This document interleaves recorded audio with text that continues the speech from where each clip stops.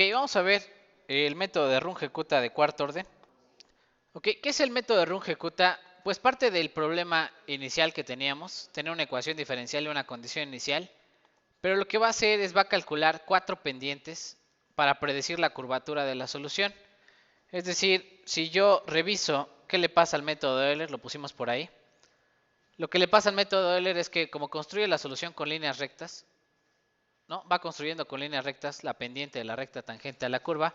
Lo que le pasa con las curvas es que se va en banda, como si fuera un coche a alta velocidad, que no toma bien la curva y normalmente la curvatura la exagera. ¿Cómo mejoro esto? Dijimos, pues cortando el paso de tiempo o la otra, usando otro método un poco más eficiente, que es el método de Runge-Kutta. ¿Qué hace el método de Runge-Kutta? Pues evalúa 4 veces 4 campos de direcciones y con estas 4 constantes, F le llaman K1, K2, K3 y K4, con esas 4 constantes intenta predecir una mejor solución que haga un poquito énfasis en la curvatura que tiene en los siguientes instantes de tiempo. Se dan cuenta, pues va calculando con a la mitad de un paso de tiempo y un paso de tiempo después qué va a pasar con la solución. Y bueno, estas son las ecuaciones. Hay que calcular 4 constantes. Luego con estas 4 constantes se actualiza el valor de la solución en el siguiente punto y se actualiza el valor del tiempo. Y lo único que va a cambiar con el método de Euler son esta parte, ¿no?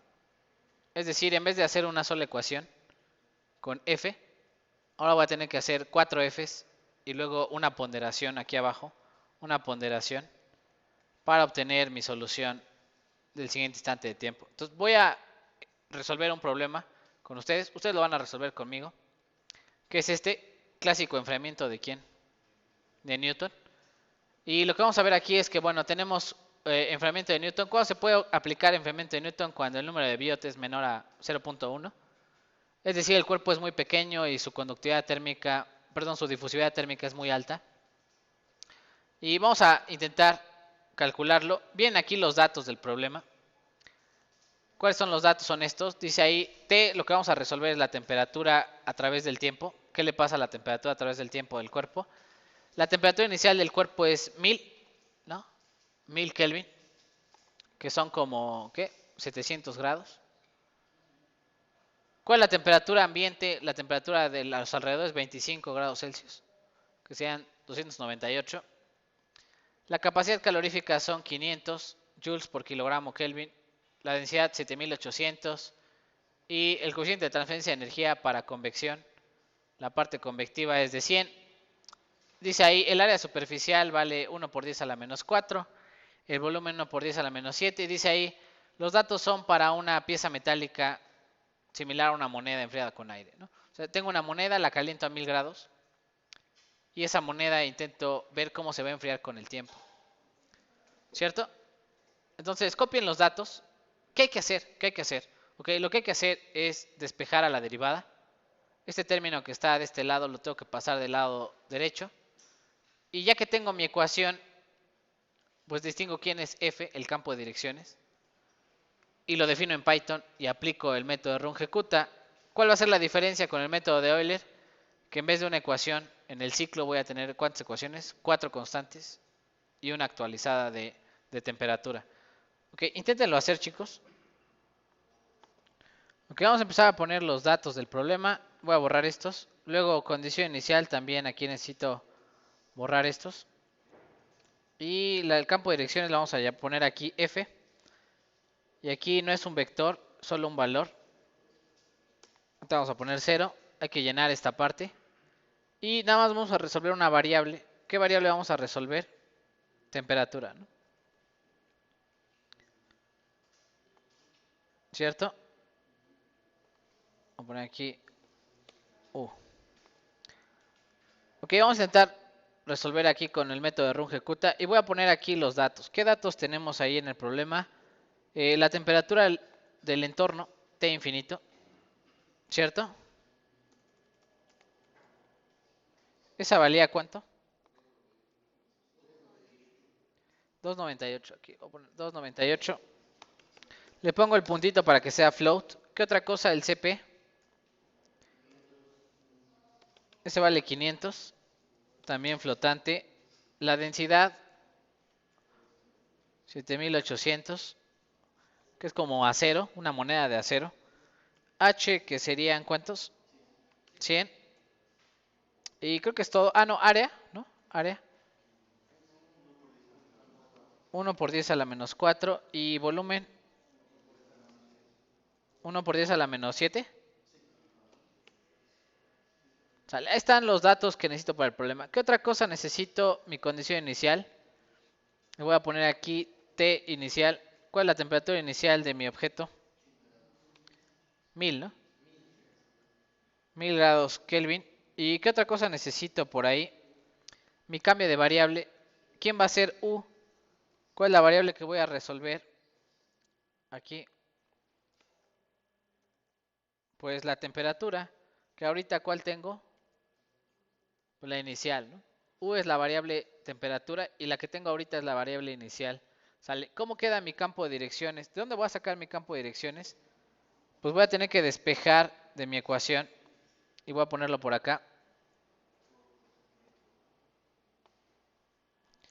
Voy a tener que despejar de mi ecuación.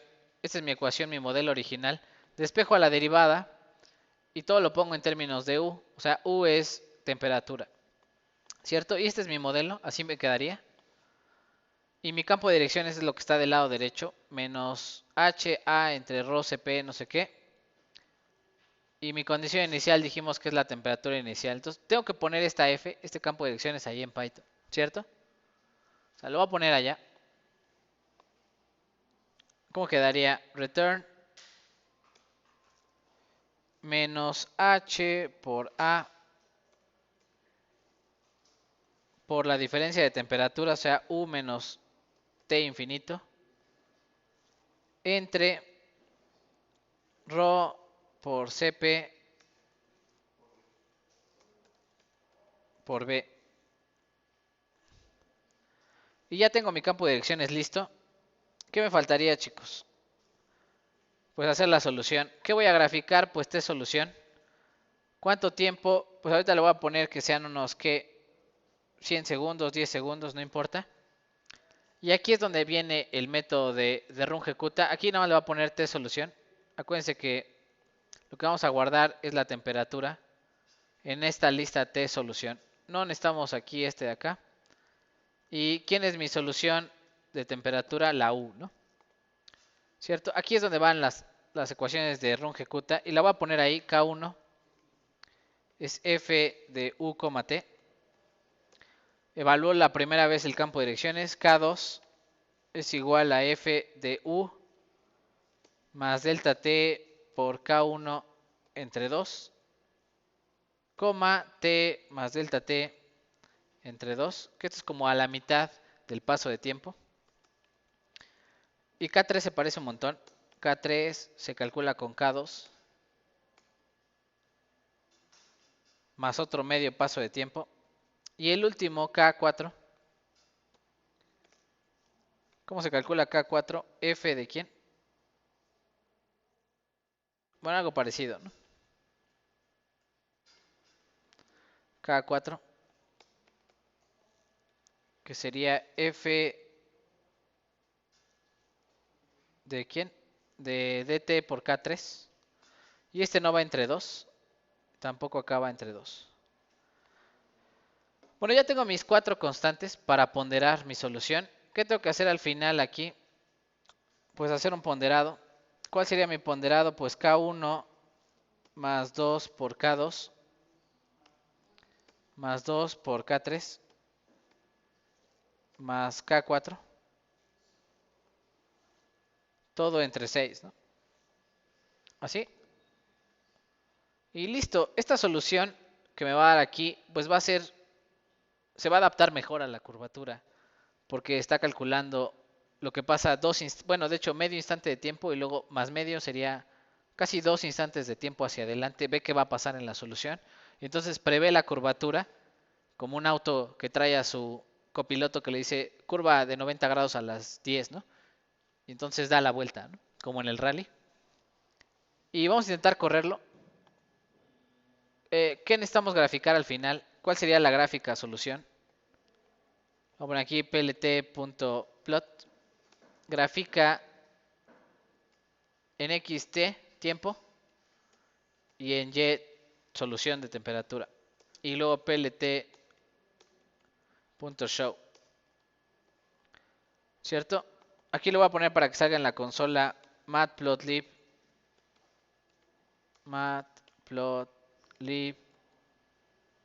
inline. Ahí está, voy a correrlo. Y esa es mi solución. Creo que después de 10 segundos todavía no termina de enfriarse. Todavía va a qué temperatura por acá. Como 840. Le voy a dar 100 segundos a ver qué tanto se enfría. Y vean que poco a poco, a 100 segundos ya va como a 300 grados. 300 Kelvin, ¿no? Y si le doy 1000 segundos,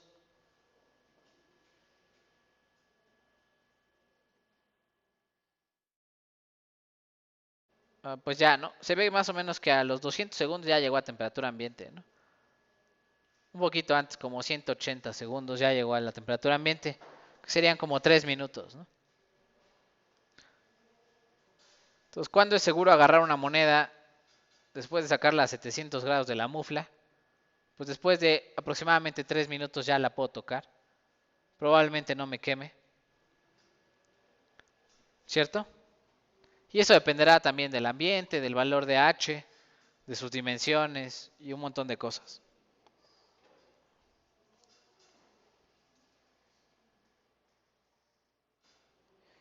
Vamos a hacer el otro problema.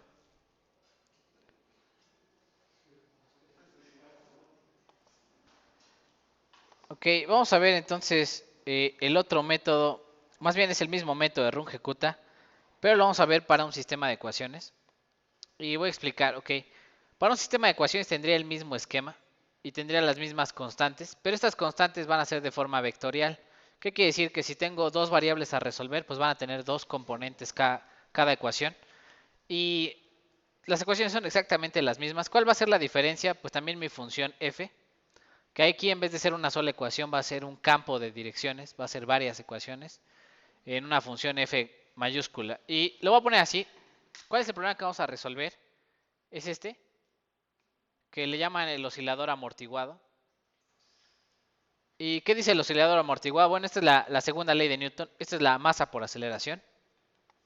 Esta le llaman la fuerza de amortiguamiento. Mientras más veloz, más se amortigua el objeto. Y esta es la ley de Hooke, K por X. ¿No? ¿Se acuerdan la ley de Hooke?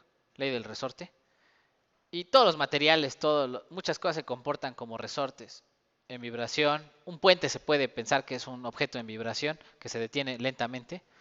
Y bueno, vamos a poner aquí qué cosas vamos a resolver cuando hagamos este modelito. Lo que vamos a estar resolviendo es la posición de la masa y la velocidad del objeto a la cual viaja. Se va a estar moviendo aquí. ¿Y qué tengo que hacer? Ok, para fines prácticos, pues tengo que hacer mi cambio de variable, porque esta es una ecuación de segundo orden. Tengo que convertirla en dos ecuaciones de primer orden. ¿Cómo despejo? ¿Cómo obtengo mi cambio de variable? Pues despejo la derivada de orden superior. Las cosas que voy a resolver siempre vienen dadas en las condiciones iniciales. ¿Qué voy a resolver? ¿Quién va a ser U0? La posición. El vector va a ser primera componente de la posición, la segunda componente de la velocidad. Tengo que despejar aquí la segunda derivada y me va a quedar una F minúscula, ¿cierto? Que es mi campo de direcciones para la aceleración. Y luego, haciendo un poquito de álgebra y derivando y lo que hicimos la clase pasada, vamos a intentar obtener mis dos ecuaciones de primer orden. Voy a avanzar. Estos son los datos. Si apuntaron el modelo de lo que vamos a resolver. Es un amortiguamiento, perdón, es un oscilador amortiguado, así le llaman. Se llama oscilador amortiguado, el modelito. Y lo que vamos a tener aquí son datos de posición y velocidad inicial. Vamos a avanzar. Voy a poner aquí los datos. ¿Qué vamos a resolver? Posición y velocidad. ¿Cuál es la posición inicial? 2 metros. Y velocidad inicial 0. ¿Qué quiere decir? Que lo estiro, lo dejo a 2 metros y luego lo suelto, ¿no? Y va a empezar a oscilar hasta que se detenga. ¿Qué otra cosa dice por ahí? ¿Cuál es la masa que va a estar ahí girando? Pues 1 kilogramo. La constante de amortiguamiento la vamos a poner aquí 0.1. y la constante del resorte 1. ¿Sale? Este es mi esquema general. Estas son las variables que voy a resolver en mi vector X. Pero lo voy a cambiar de apariencia, le voy a llamar U, ¿no? Mi solución de U. ¿Quién sería U0? La posición. ¿Quién sería U1? La velocidad. ¿Cierto? Despejo mi segunda derivada. Aquí está el despeje de la segunda derivada. Y planteo mi cambio de variable y digo, ok, la primera ecuación que me va a salir, ¿cuál va a ser? Ok, U0, no lo olviden. U0 es la posición, ¿cierto? Bueno, esta es mi función f, lo que está del lado derecho de mi ecuación. Y voy a plantear mi cambio de direcciones. Inténtenlo hacer ustedes. ¿Cómo sería?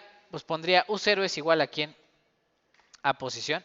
Y derivo esa ecuación, esa igualdad la derivo. Y me va a quedar que la derivada de U0 es igual a la derivada de la posición. ¿Pero quién es la derivada de la posición? La velocidad, ¿cierto? ¿Y quién es la velocidad? U1. Por eso aquí en el campo de direcciones aparece quién? U1. ¿Sí? ¿Y cuál sería la segunda? Ok, digo U1 es la velocidad. Sale, derivo U1. ¿Cuál es la derivada de U1? La derivada de la velocidad, o sea, la aceleración, ¿cierto? O sea, todo este lado derecho, F minúscula. Lo único que tengo que cambiar aquí es, en vez de poner velocidad, aquí, ¿qué voy a poner?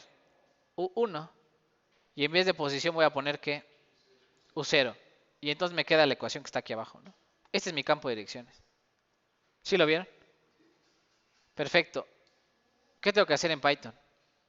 Pues meter los datos, poner mi campo de direcciones F, hacer mi cambio de variable, mi vector U, y guardar mis dos soluciones, posición y velocidad. Va, ustedes pueden, chicos. Sí, vamos a regresar a los datos. Bueno, vamos a intentar hacer el código. Voy a empezar con algunas cosas. Es el mismo método de rungecuta. ¿Qué quiere decir? Que no voy a alterar algunas cosas. Solamente aquí le voy a quitar los datos iniciales. ¿Qué datos iniciales necesita mi problema? Pues necesita la masa, que vale 1. La constante de amortiguamiento, que vale 0.1. Y K, la constante del resorte, que vale 1. La constante de amortiguamiento es muy importante porque si es muy fuerte, casi va a ser un amortiguamiento exponencial. Si es muy blanda, ¿qué va a pasar? Pues va a tardar mucho tiempo oscilando. ¿Cómo se llama? Y si es intermedia, pues va a oscilar exponencialmente hasta 0. La siguiente vamos a poner aquí, ¿qué datos necesito de condiciones iniciales? Tenemos por aquí la posición inicial. Vamos a poner aquí X inicial, que vale 2. Estiramos hasta posición 2 metros. Y velocidad inicial vale 0. Voy a armar mi cambio de variable. Ahora mi cambio de variable no es un escalar, es un vector. ¿Cuál sería el vector del cambio de variable? Sería numpy.array. Y la primera componente dijimos que era la posición inicial. Y la segunda la velocidad inicial, ¿cierto? Ya tengo mi cambio de variable. Voy a hacer mi campo de direcciones, F mayúscula. Aquí me va a devolver dos componentes. ¿Cuáles van a ser mis dos componentes? Le voy a poner numpy.array, vector. Primera componente es U1, o sea, la velocidad, ¿cierto? Coma, segunda componente, y aquí pongo la ecuación que despejé de mi segunda derivada. Entonces le pongo menos C por velocidad. ¿Cómo se llama la velocidad? U1 entre M, entre la masa, menos la constante del resorte por U0, el desplazamiento, entre la masa. ¿Cierto? Ya está ahí mi campo de direcciones, así de fácil. Primera componente y segunda componente, si lo quieren pueden poner en un solo renglón. Sale. ¿Qué necesito? Pues T solución, tiempo solución. ¿Qué más? Posición de solución. ¿Quién es la posición de solución? Pues U0. ¿Y quién es la velocidad solución? U1. Sale. ¿Cuánto tiempo voy a graficar? Pues 100 segundos. Lo voy a poner de punto 1 en punto 1 para que no vaya tan lento. Mis datos, mi método de rungecuta va a quedar exactamente igual, pero en vez de F minúscula es F mayúscula. Es mi campo de direcciones. Y en la solución, cuando guarde las soluciones, le voy a poner aquí posición solución guarda a U0 y velocidad solución append guarda a U1. Y listo. ¿Qué es realmente lo que cambié? Pues un poquito la solución, qué va a guardar y cuál es el cambio de variable, pero lo más importante, el campo de direcciones. El método de solución, pues en teoría me va a permitir graficar, por ejemplo, la posición contra el tiempo. Y lo voy a ejecutar. Y de este lado me da la oscilación. Cómo se va amortiguando poco a poco hasta que queden ceros. También podría graficar la velocidad solución, que me va a dar una onda sinusoidal similar. Y la última que podría graficar sería posición contra velocidad. Y me va a dar un espiral hermoso, ¿no? Hay una última gráfica que sería la gráfica 3D, porque tengo posición, velocidad y tiempo. Lo voy a graficar por puro ocio. La siguiente clase hacemos la animación. Voy a poner aquí from matplotlib punto. Ah, no, perdón, me equivoqué. Esa es la animación, no. Vamos a poner aquí mpl toolkits. Importa los FGs 3D. Vamos a importar ejes 3D mplot 3D, ¿no? Import access 3D. No sé si todavía sea necesario este código. Según yo, todavía es necesario para hacer los ejes 3D. Vamos a hacer nuestra figura. Voy a poner aquí plt.figure. Luego vamos a hacer nuestros ejes. Access es igual a figure de la figura GCA. Y aquí le ponemos, haz una proyección 3D. Haz una proyección 3D. Y por último, access.plot. Grafica X solución, Y solución, perdón, B solución, T solución, ¿no? En el eje Z se va a graficar el tiempo y plt.show, ¿no? Lo voy a ejecutar y, ok, tiene ahí un error, 3D. Lo voy a ejecutar y me queda ¿no? Como un tornado invertido, ¿no? ¿Qué le pasa a la oscilación? Pues comienza en esta posición, va cambiando su velocidad y su posición al mismo tiempo hasta que se detiene completamente. Y termina con 0 posición, 0 velocidad.